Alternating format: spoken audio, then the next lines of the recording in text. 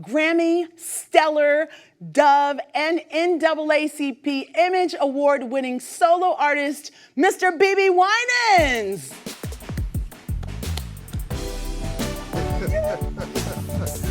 Hello, hello, hello. Oh, How are you? I am much better now. How are you? I'm excellent. I'm glad to be here. I am so delighted to have you here. More than anything, it is a dream come true. So I have a zillion questions to ask you. Let's jump into this. Let's jump into it. So please tell me about growing up in church and Mama Winans' strict discipline beliefs. Well, Mama Winans as well as Dad Winans. Both of them. Both of them. You know, we grew up in a church. My great-grandfather was the pastor and founder of the church, Isaiah W. Winans. So, you know, when you're the kids of the founder and the grandkids of the founder, they expect so much out of you. So, you know, no matter where you turn or what you did, everyone was watching. But my parents were a lot of fun. So we had a great time growing up in my household as well as the church. So if my mom wanted to punish us, she would say, you can't go to church. Oh my goodness. Yeah. That was punishment to you. That was punishment. You know what? I think you mentioned that in your book. Yes. Right? Yes. And you hated that she would do that because you loved going to church so much. We loved, and it's still a love of mine. I understand it a little bit more now as an adult, that it's my love and my strength as well. I love that. That's a great pairing. So please tell us what inspired you to be an artist. My brothers, my four older brothers, at the same time, it's something we did all our lives, you know, in choir at school, at church in the choir, and whenever there was something musical. You know, my mom and dad sang. My mom would rock the house, and my dad would bring the house down. So it's something we grew up watching and loving and not knowing that it would be my career, but God kept on opening doors and we kept walking through them. Amen. And that was just a natural path for It was a natural path, but my father used to say, you know, every time you say something, I'm going to say, my father used to say, before you become international, you have to be national. Before you become national artist, you have to be regional artist. Before regional, local. Yes. You know, there's steps to this thing. There's steps to it. You know, and we were taught if you're faithful over a few things, then God will make you rulers over many. I love it. He has certainly increased all of the Winans territory because of that faithfulness. Amen. I love it. Yeah. So now tell me, what inspires your amazing writing capability?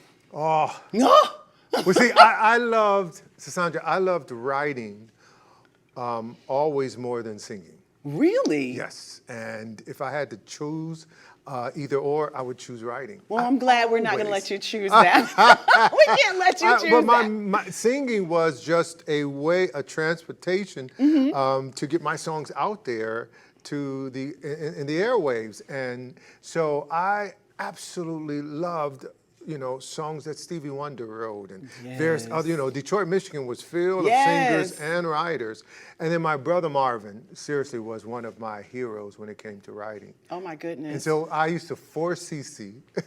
You forced Cece to sing my songs. Really? Oh, they were horrible. And then I remember the first time we were nominated for a BMI award, and the song that I wrote was nominated for a Song of the Year, and I remember sitting down looking at her saying, so what do you think about my songs now? I love it.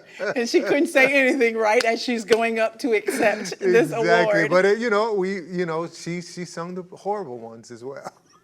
Well, we need someone to practice on, to grow, and you all grew so beautifully together, so beautifully together. So tell us about your first play, Born for This. Well, I tell you, it was not on my bucket list.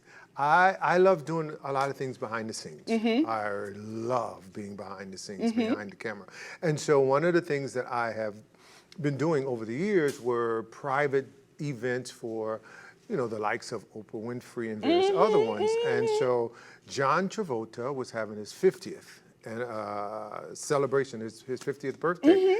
And I was chosen to do the music behind that. So I'm having a conversation with Roberta Flack, who was on, I know it, and I'm not throwing. I'm not throw these names I'm at not me throwing because names. It just happens it's to just be who my you are. life. That's your life. And so I'm speaking to her about what she's going to sing on the show, and then out of nowhere, she detoured from the conversation and she said, "Bebe, get to it, sweetheart. You got to write that musical. Oh, wow. You got to write the musical. It's about your journey and your sister and your family. It's a Broadway show, and then it's a television show, and it's a movie." And I'm on the phone saying, "What is this coming from?" And then she goes right back into the conversation that we were having about John Travolta. But she put that on you, and you had to make it when happen. I hung up the phone, I said, "Lord, what was that?"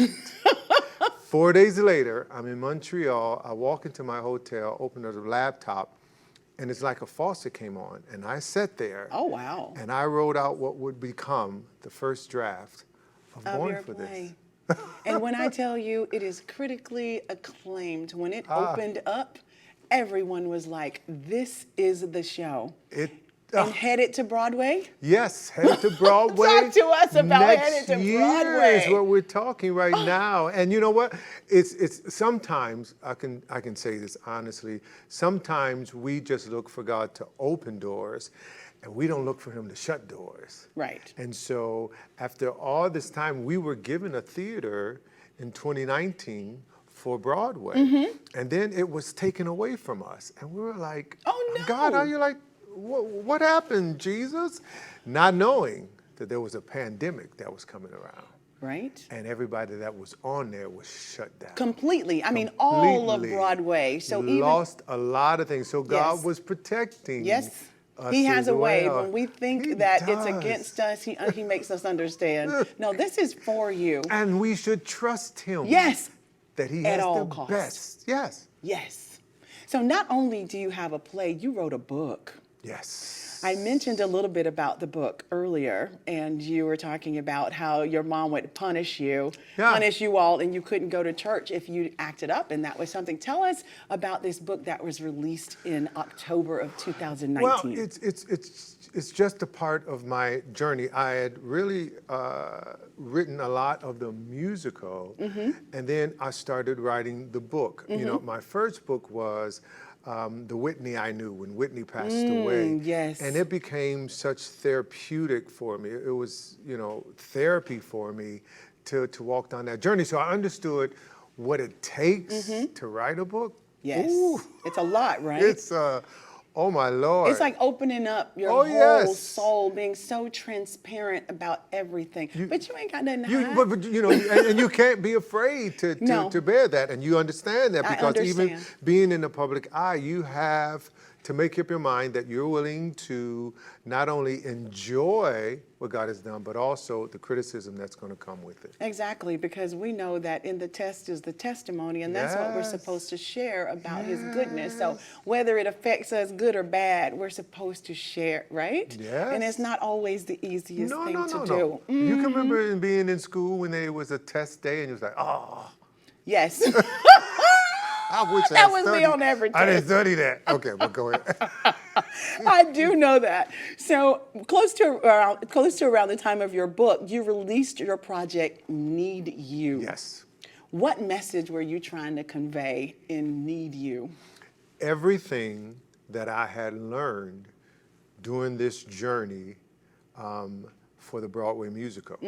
I ended up almost living in New York for 15 years to learn everything I needed to learn about writing for a musical. So I went to a lot of plays and a lot of musicals and everything. We sometimes think it's going to happen like this. Yes. Like a friend of mine said, God's people don't want miracles, they want magic. I like that. I've never heard that before. You know, it's like we want it yesterday. You know, we claim it and bam, it's there. But a miracle takes participation. You have to participate in a miracle. So I started participating and understanding. And so through that journey, I wrote a lot of songs, not planning to release an album, but I just wrote songs of my experience in trusting God, in seeing God move, his promises that he had promised. If I step out there, that he would be with me.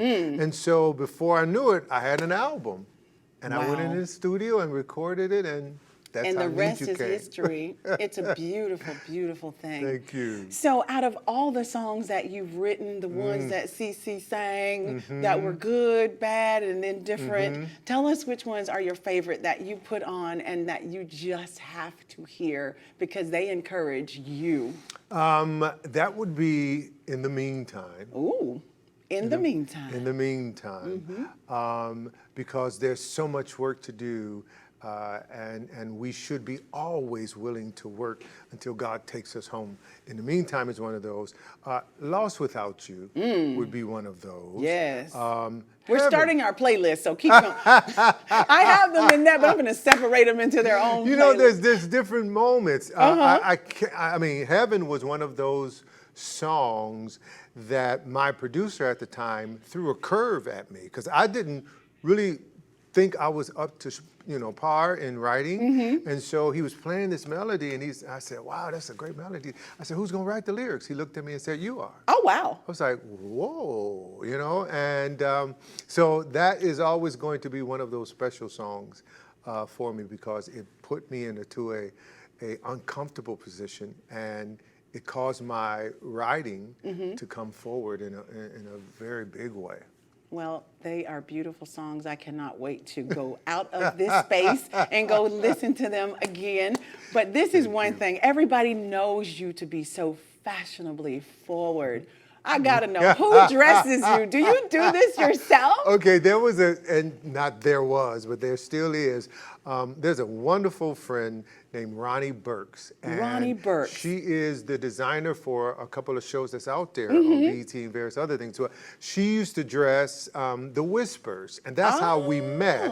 We're on the show together, and I remember going to her and said, I like your style. And so she became me and Cece's stylist for 15 years. Oh my goodness. So she pushed me in ways, because I like to be age appropriate. So you're not going to find me and somebody say, "Oh, he's trying to dress like he's 20." Right, never. No, not trying to do that. But I learned a lot from her. At the same time, when she tried to push me too far to the right, I said, no, let's come back to the middle. I've always enjoyed fashion. I really did. And so when I grew up and this became the way of life, I understood what I needed to understand. Well, as they say, you definitely Do I understand the understand it? assignment. Every time you understand the assignment. Thank you. You're so welcome. It's been such a pleasure sitting here chit-chatting with you. Thank you. Would you please stick around? I will. Oh, please do. We are going to take a short break. We'll be back. Don't y'all go nowhere.